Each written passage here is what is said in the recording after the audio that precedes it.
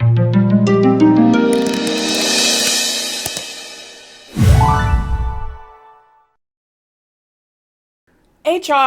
is exciting. I feel like people who don't work in our profession don't truly understand the impact, the opportunity, and the things that we do to elevate business every single day. One of those areas, which is not as exciting, let's be honest, is the area of compliance, particularly when it comes to OSHA and OSHA Forms, the Occupational Safety and Health Administration, those fun forms that you have to fill out, and in order to be in compliance when you're dealing with employee accidents and injuries. My name is Jessica Miller Merrill. I'm the founder of Workology and the creator of the ACE, the HR exam. We are talking about OSHA, OSHA forms, recordable accidents, and everything that you need to know in preparation for your PHR, your SPHR, your SHRM CP, or your SHRM SCP exams. The Occupational Safety and Health Administration, or OSHA, was founded in 1971 after 14,000 Americans were killed on the job in 1971. The mission is to keep employees healthy and safe, and they're doing their job.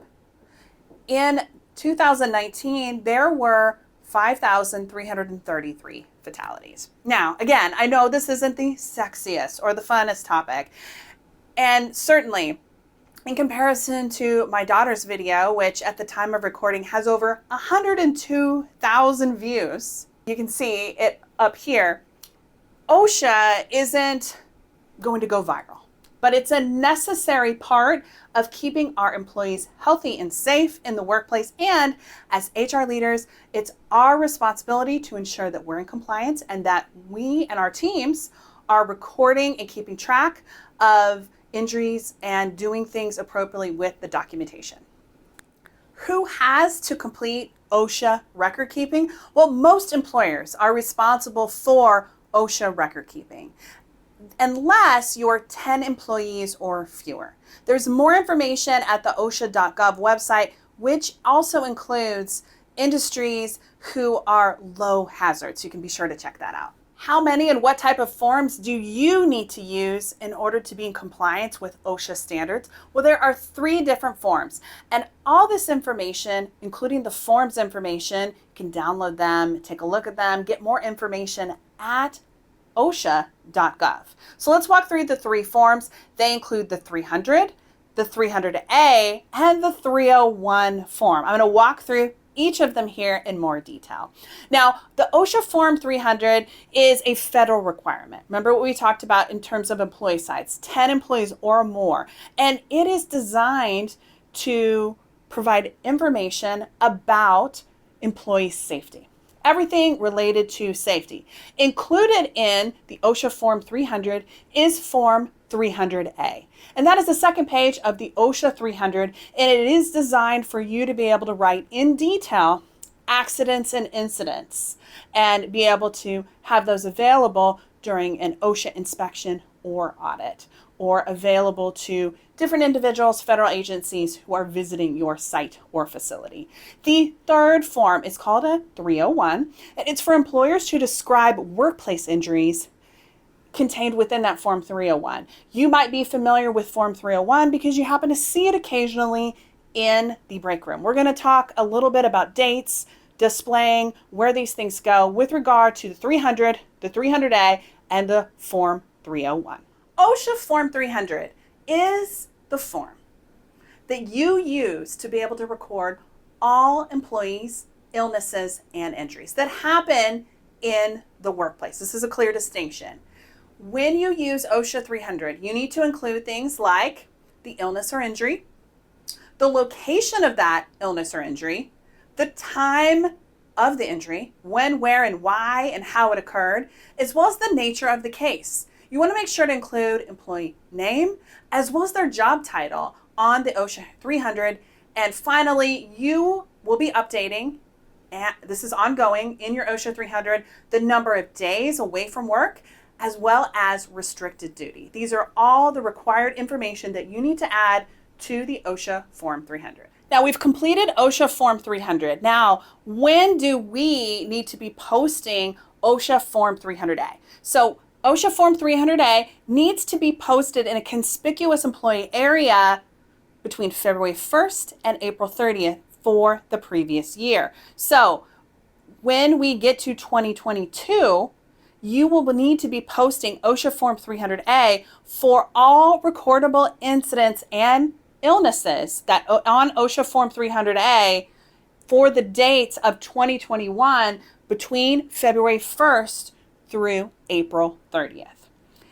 You need to keep this in a conspicuous area. The break room is a common place, but for those of us who have remote employees or maybe employees who don't travel to those specific locations, we do, per OSHA requirements, need to make sure that employees who are remote or hybrid or not coming to these offices have access and are provided a copy of the OSHA Form 300A for those who don't see it in those conspicuous places. And this part of OSHA compliance with regard to the Form A is going to be important, especially since I see so many employees continuing to be remote or to be working a hybrid model at our companies moving forward. Important to note, the date when we have to submit or have OSHA Form 300 and 301 complete and submitted to OSHA is different than the actual posting date.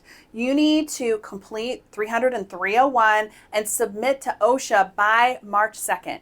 You can't be completing this on April 30th and send it over to OSHA. You need to do it by March 2nd for the previous year. Submit it over to OSHA. These two forms, 300 and 301. The information on how to do them and where to do that is listed over on OSHA.gov. So we covered the basics of the forms, the three forms, Form 300, 300A, and 301. But now what constitutes a OSHA recordable injury? Well, an OSHA recordable injury is anything that is a work-related fatality. Also, a work-related injury or illness resulting in things like loss of consciousness, days away from work, or a job transfer because of that illness or work-related injury. Also, a recordable injury is an injury or illness beyond basic first aid. It's also a work-related diagnosis like cancer, chronic disease, broken bones, teeth, or busted eardrums. These are all OSHA recordable injuries or illnesses. Lastly, there is special recording criteria for things like needle sticks and sharps, any medical removal, hearing loss, or tuberculosis. So again, this is just the basics of OSHA forms and recordable cases. You can go to OSHA.gov to be able to learn more. You might be asking yourself, how the heck, Jessica, do you know so much about OSHA? Well, in my first HR role, I worked at a retail store in Kansas, and I had a OSHA nightmare. We were not recording injuries in our OSHA 300 or 301 forms, and I had to go back and fix that information. So I had a crash course in all things related to OSHA. I will say that OSHA does have a hotline, and they also have courses and classes where you can go to be able to ask more questions, because there is a lot of gray area or confusion on what is a recordable and non-recordable case.